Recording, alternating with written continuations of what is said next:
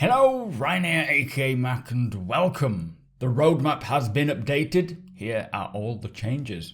As always, a huge thank you to all of my patrons and channel members. Thank you guys so much for the support.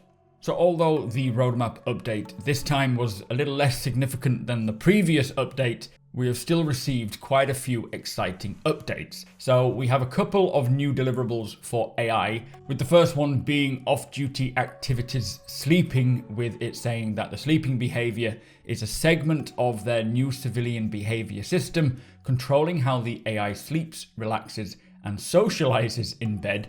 They will support single beds, bunk beds, and beds with privacy shutters in the first iteration.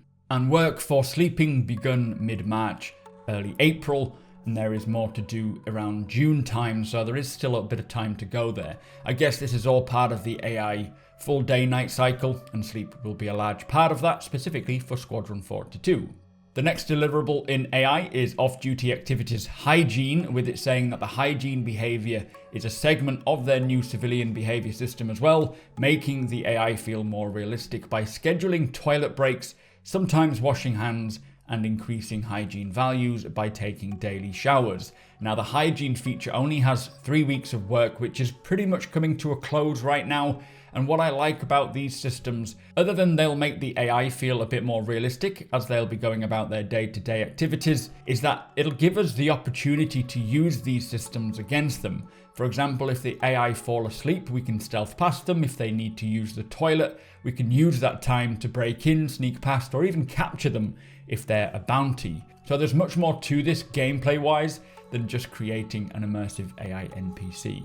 Now, the next feature to be added to the progress tracker is a very exciting one. It is called the Boreal Stalker. Now, this I didn't expect to see for a while, and this one reads, implementing the Boreal Stalker creature into the game, created by Microtech's genetic engineers to fill the apex predator niche within their planet's ecosystem. The Boreal Stalker roams its tundras searching for prey.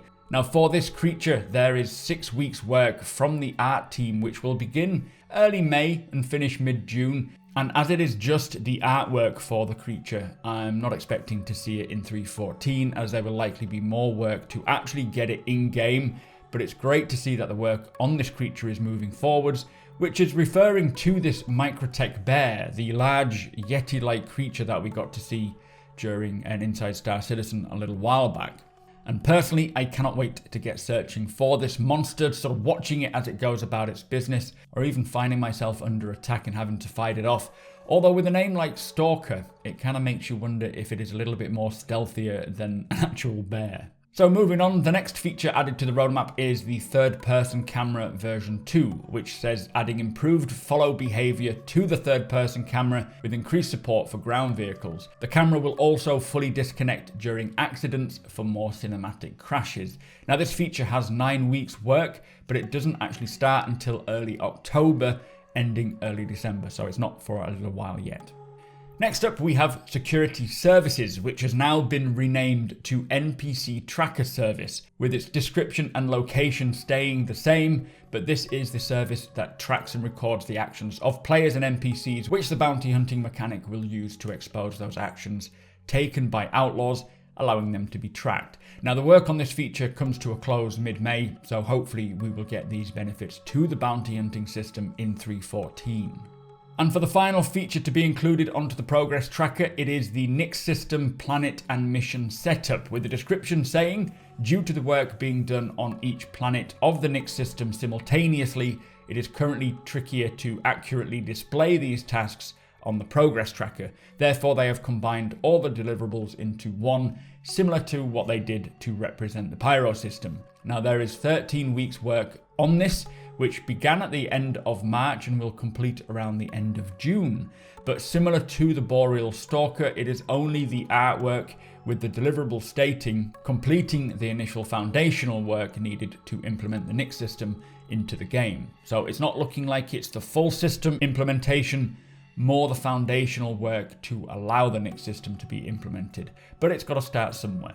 Now, for the bad news, the following deliverables have been temporarily removed until the planning meetings are finished, which are later this month, and this will determine where these deliverables will land on the schedule. So do expect to see some of them, if not all of them, return next month. We have option screen rework, the RSI Polaris, the Anvil F8 Lightning, and the Hornet F7A Mark I and Mark II Gold Standard.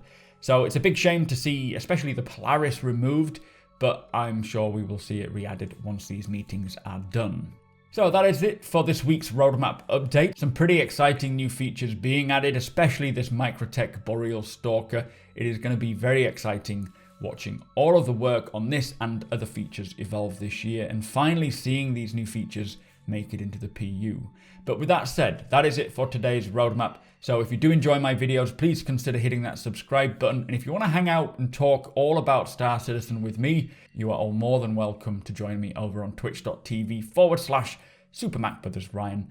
Hit that like button if you don't mind. It really helps the channel out, and tick that notification bell if you want to be notified when my videos go live. Again, thank you to my Patreons and channel members for their support. It really helps me make these videos.